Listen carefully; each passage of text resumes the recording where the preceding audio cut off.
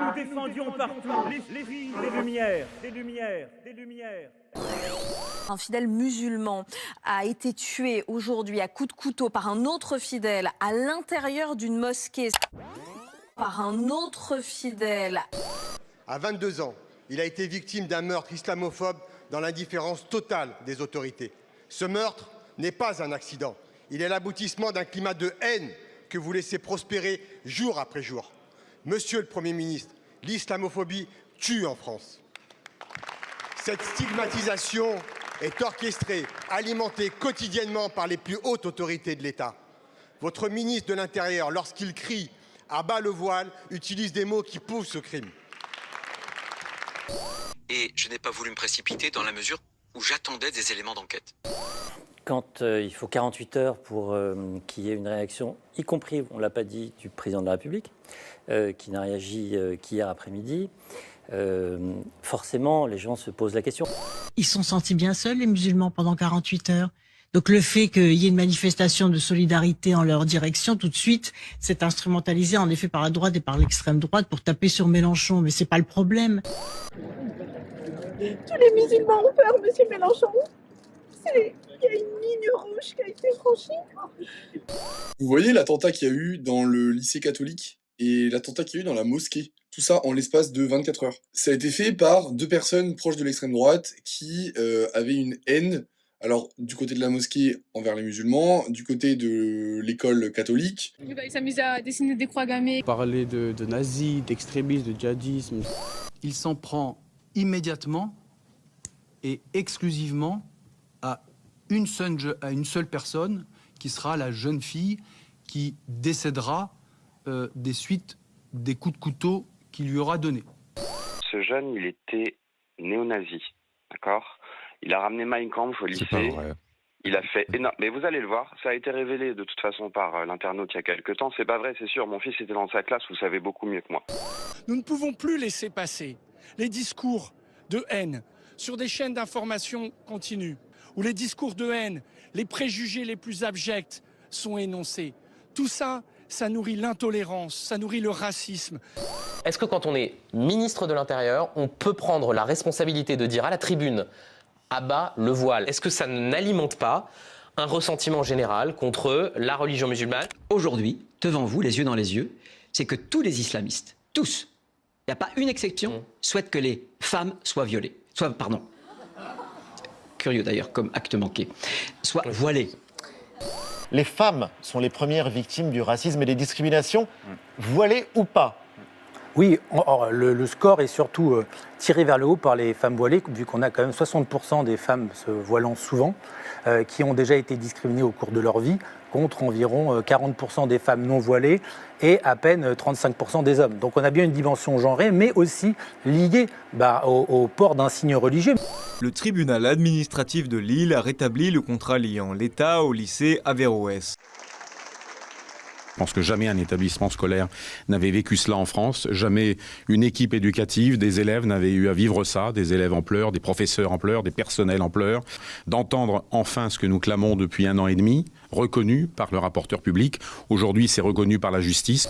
Averroès est le 2e établissement en France à avoir vu son contrat rompu depuis 1959. Il en existe 7500 des établissements privés sous contrat. Mais pourquoi ces ruptures se concentrent-elles systématiquement, parce que c'est aussi le cas pour le groupe scolaire Al-Kindi dans le Rhône, sur les établissements privés sous contrat? Il y a le sentiment en tout cas d'un traitement discriminatoire.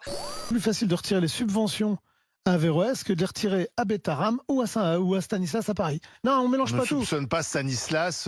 Non, on ne soupçonne de rien Stanislas. Il n'y a pas de problème en fait. Parce que là, on ne forme pas des Mormons qui vont poser des bombes, Stanislas. Oui. Mormons qui vont poser des bombes, Stanislas. Le tribunal administratif a annulé cette résiliation, donc j'ai décidé en effet de faire appel. Faire appel, ça veut dire que vous souhaitez que ce contrat soit durablement résilié entre les... Que les faits sont graves, qu'ils sont significatifs de ce que je viens d'appeler l'entrisme islamiste, que je veux combattre avec la plus grande fermeté.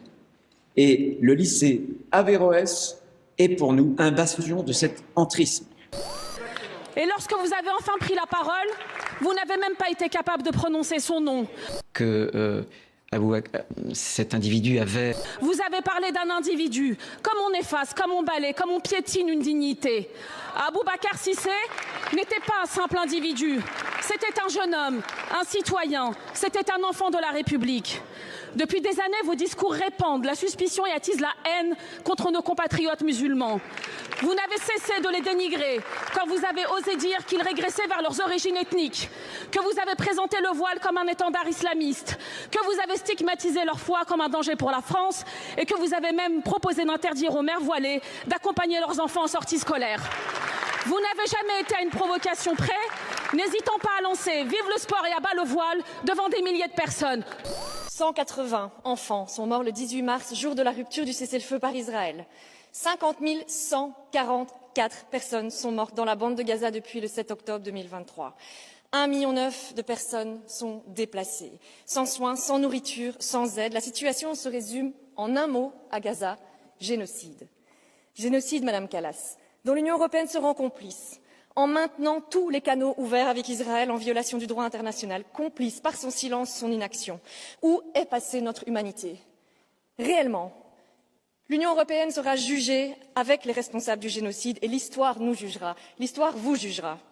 Respecter la Cour pénale internationale et arrêter Netanyahou s'il vient sur le territoire de l'Union européenne, suspendre l'accord d'association avec Israël, adopter des sanctions et un embargo sur les armes. Ce sont tous des leviers qui sont entre vos mains et nous attendons, Madame la Haute Représentante, une action immédiate de l'Union européenne. Qu'est-ce qu'on fait, les amis? Qu'est-ce qu'on fait? Je viens de mettre une vidéo sur TikTok. Où il y a 15 gamins qui se font massacrer, où il y a une bombe qui est tombée en plein milieu d'une école.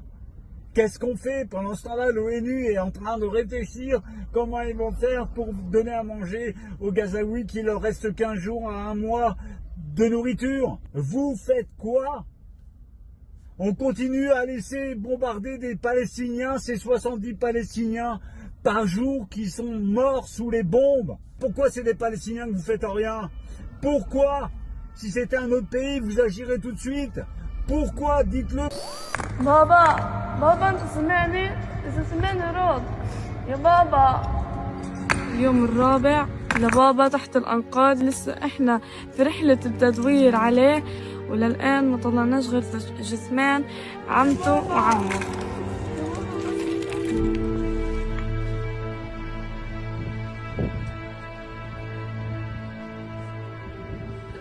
تو شفت بابا، تو شفت رجله، يا رب يطلعه كامل، يا رب يطلع، يا رب كامل.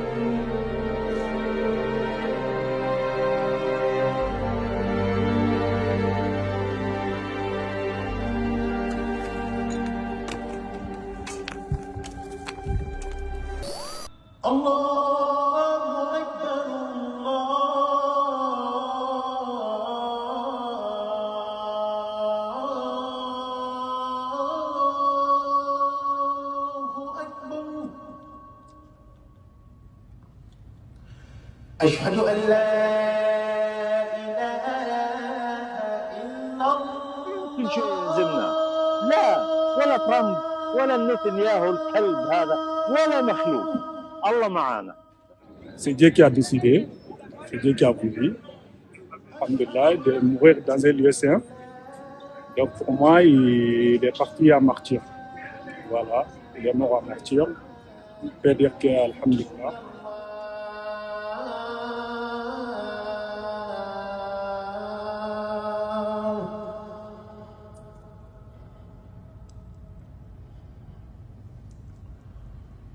أشهد أن محمد رسول الله.